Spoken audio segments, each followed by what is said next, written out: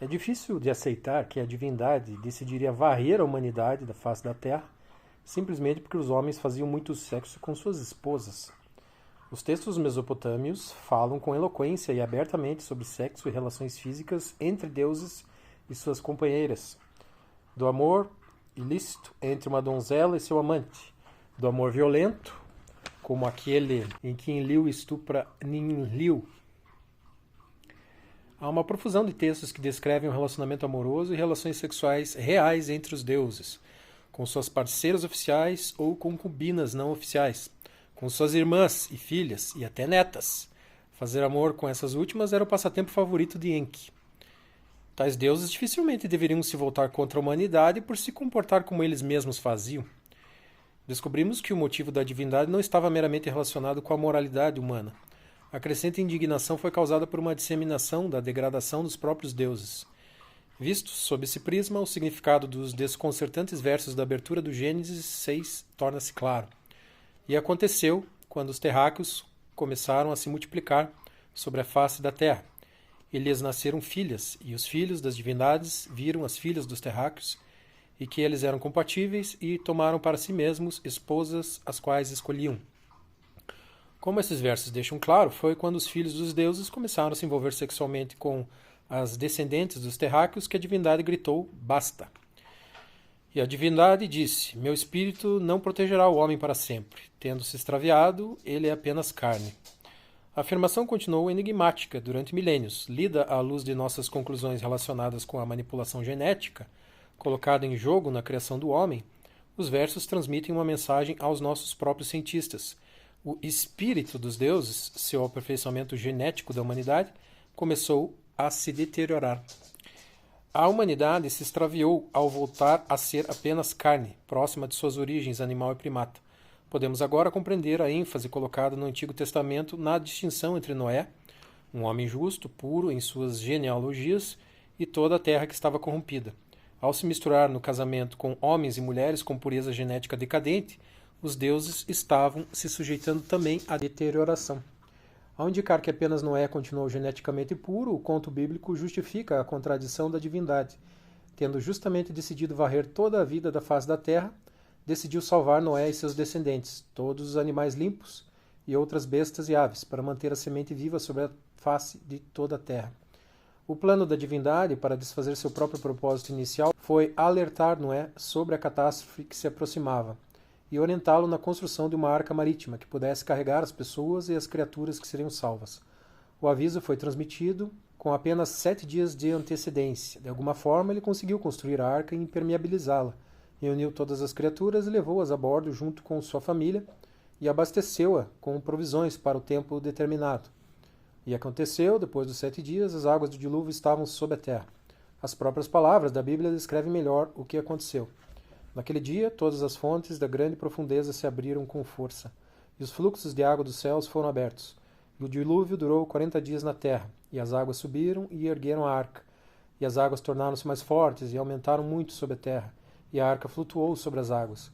E as águas tornaram-se extremamente fortes sobre a terra, e todas as montanhas elevadas ficaram cobertas.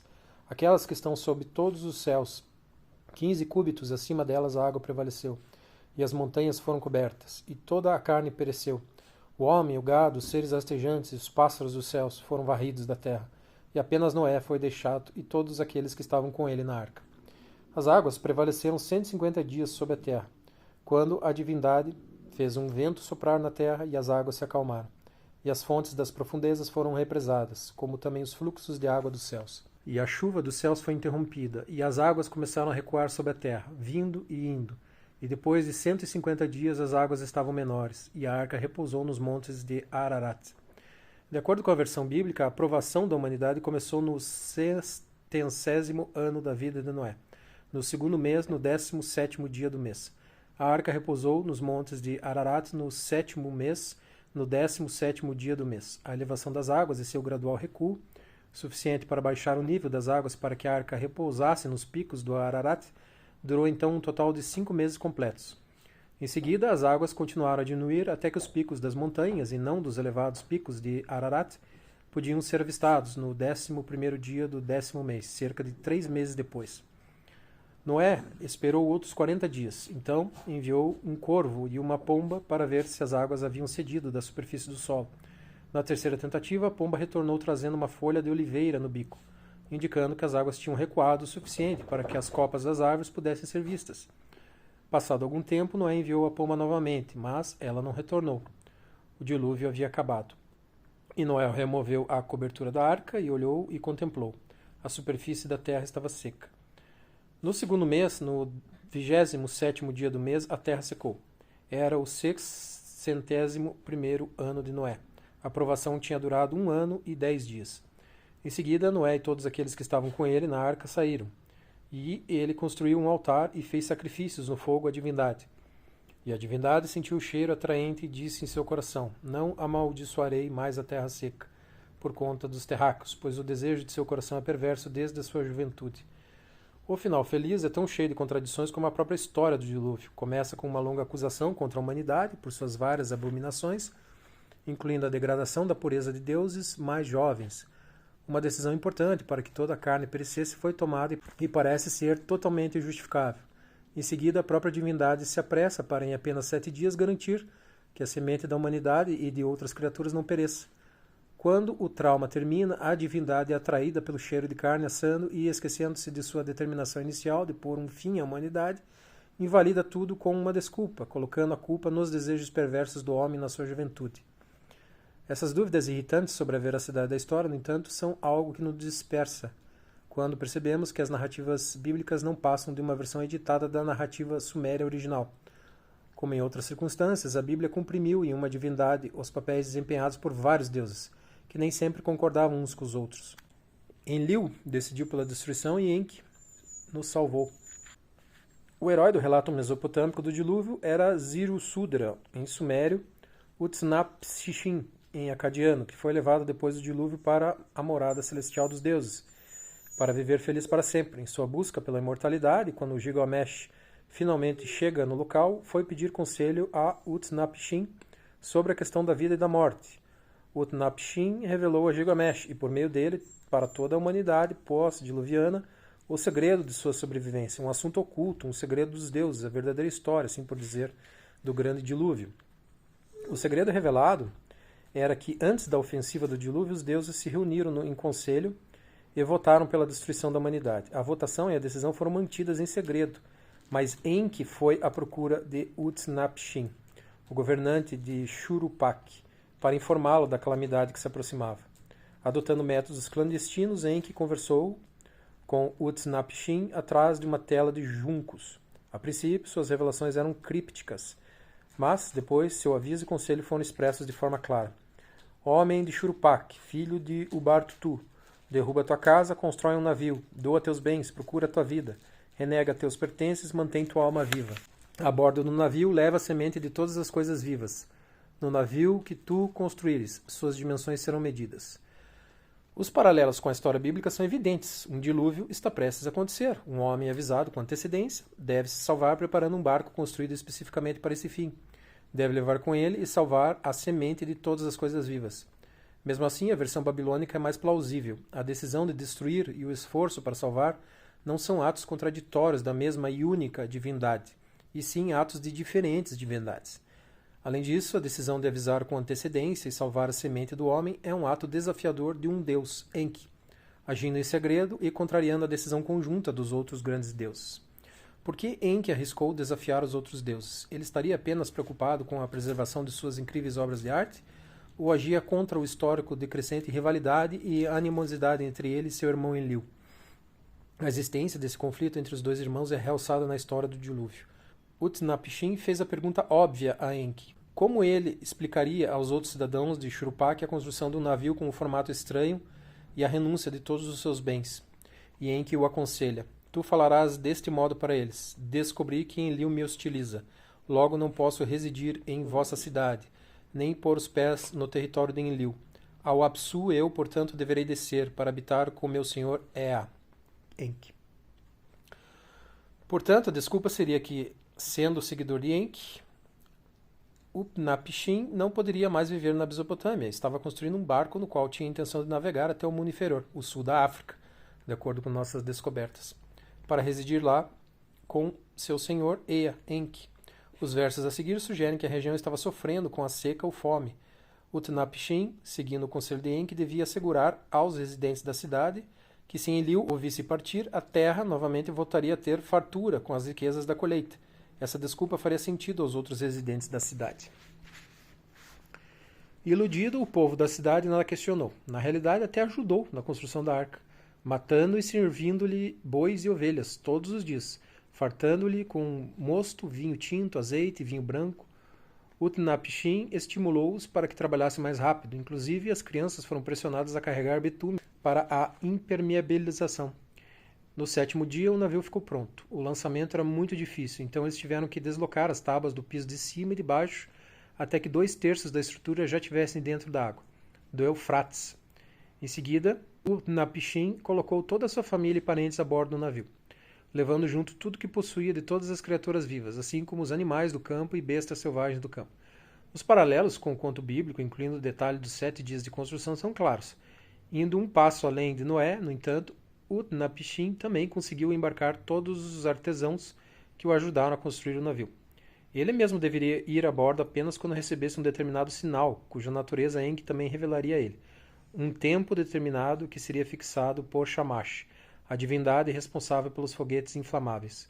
Esta foi a ordem de Enki. Quando Shamash, que ordena o tremor ao crepúsculo, deixar cair uma chuva de erupções, embarque em teu navio. Cele bem a entrada. Ficamos pensando em qual seria a ligação entre esse aparente lançamento de um foguete espacial por Shamash e a chegada do momento em que Utnapishtim deveria subir a bordo de sua arca e se trancar dentro dela. Mas o momento chegou, o foguete espacial causou um tremor ao crepúsculo. Houve uma chuva de erupções e Utnapishtim trancou todo o navio.